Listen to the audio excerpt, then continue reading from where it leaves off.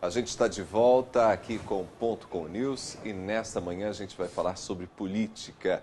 A gente vai conversar com o nosso colunista, ele que é cientista político, é mestre e doutor em sociologia, Tiago Valenciano. Tiago, seja bem-vindo mais uma vez, bom dia. Bom dia, Ronaldo, bom dia a todos que estão nos acompanhando nesta manhã. A gente sempre fala sobre ética, pensando na política, pensando no candidato, pensando no político. Mas e o cidadão? Ele também age de maneira ética ou ele também, por vezes, sofre com desvios éticos? Nem sempre o cidadão vai agir de maneira mais ética. É interessante que esses dias que a gente já começou a campanha eleitoral, desde o dia 16 de agosto já está permitido fazer campanha nas ruas em Maringá e qualquer cidade do Brasil. E aí esses dias a gente viu aquela imagem mais curiosa, né? Para mim já foi a primeira mais curiosa das eleições desse ano, que era um post no Facebook e em outras redes sociais do eleitor dizendo o seguinte: aluga o meu perfil para colocar uma foto sua de campanha, para colocar sua logo, seu número e sua foto de capa até o final das eleições pelo valor tal. E o mais interessante é que lá no finalzinho aparecia o seguinte: 70% se o candidato for ficha suja. Ou seja, um acréscimo de 70% no valor se o candidato for ficha suja. Sim, é interessante para mostrar isso, porque se o candidato não é muito bem visto na praça, eu cobro um pouquinho mais. Então, peraí, essa imagem fez eu refletir o seguinte, de que o eleitor cobra muito do político. Sempre cobra moralidade, hombridade, transparência, cobra que o político possa desempenhar o seu papel da melhor maneira possível. Só que, às vezes, nem sempre o eleitor vai dar o exemplo para que o político também siga o exemplo do eleitorado. Ou seja, de um lado nós temos os eleitores cobrando uma coisa e de outro nós temos os políticos cobrando outra. Mas as coisas não têm acontecido por si só. O eleitor quer que o político melhore, mas ele também não melhora. Ele também não busca conhecer mais como que funciona o sistema político e mais. Não busca se envolver na eleição de maneira mais participativa, de maneira mais cidadã, se é que a gente pode falar dessa forma, né? Então o eleitor não está buscando ser mais ético, e sim ele está fazendo mais do mesmo. Esse é um ponto que a gente precisa parar para pensar e pensar com bastante cuidado, né? O quanto nós somos responsáveis por aquilo que, de alguma maneira, a gente tem visto na política.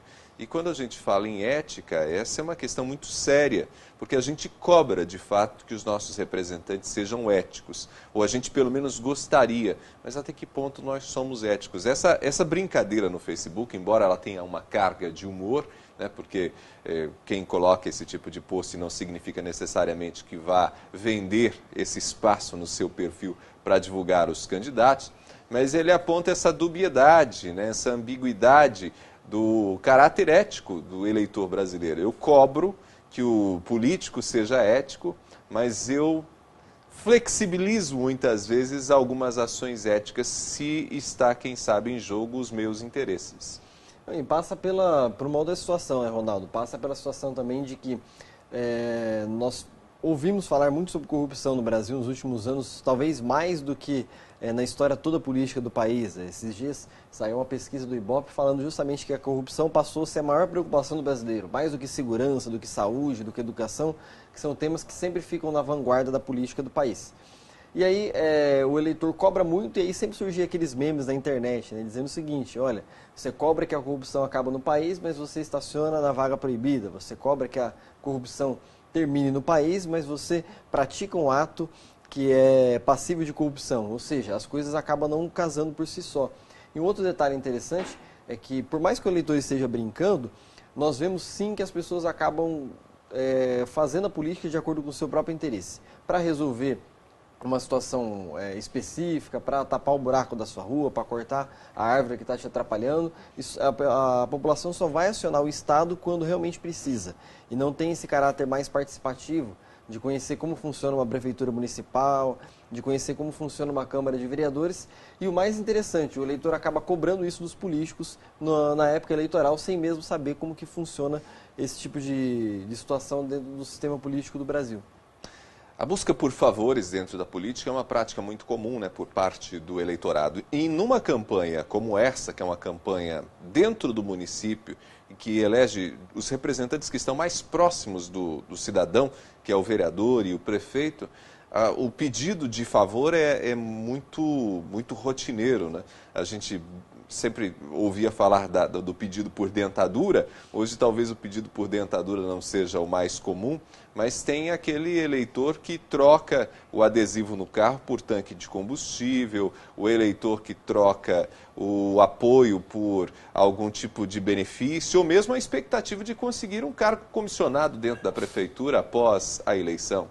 Sim, e o interessante disso, Ronaldo, é que a dentadura ela foi se reinventando, né? O modo de operação das pessoas em relação à política no Brasil continua o mesmo. É trocar o adesivo do carro pelo tanque de gasolina, sim, pelo milheiro de telhas, de tijolo, por uma consulta que às vezes não está saindo. Quem opera bem a política, quem faz bem a política operada no Brasil, é quem consegue ter um grande sistema de troca de favor dentro do seu gabinete, dentro do seu mandato. É mais ou menos assim que funciona. A pessoa que tem influência, que consegue fazer com que a máquina pública gire em torno da sua capacidade pessoal, inédita, extraordinária e até às vezes extraterrestre de conseguir fazer os favores, consegue obter o maior sucesso eleitoral e político. Normalmente é assim que funciona, é o chamado personalismo político, essa troca de favores que a gente vê há anos no Brasil, não é uma coisa recente, é uma coisa que se tornou clássica dentro da ciência política, dentro da sociologia, e que vai e volta, acontece eleição, vem eleição, as pessoas têm colocado esse tipo de situação como um bom tema para debate, porque é o que acontece na sociedade. Pois é, então acho que para a gente fechar a conversa, eu acho que talvez o grande recado para o nosso eleitor é que se a gente deseja uma política ética, essa ética tem que começar a ser praticada dentro da casa da gente, né?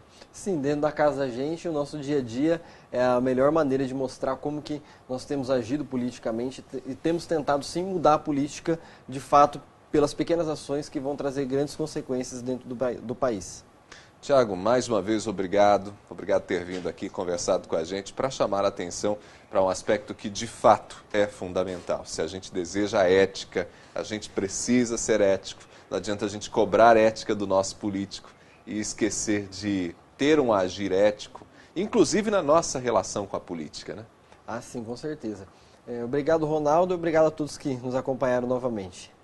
Nós conversamos com o Tiago Valenciano, sempre uma reflexão importante sobre a política e hoje para pensar sobre questões éticas. A gente está, digamos assim, tentando passar o país a limpo. Se a gente pensa em passar o país a limpo, tem que pensar também como a gente age durante uma campanha eleitoral. Campanha eleitoral, inclusive no rádio e na televisão, começa na próxima sexta-feira.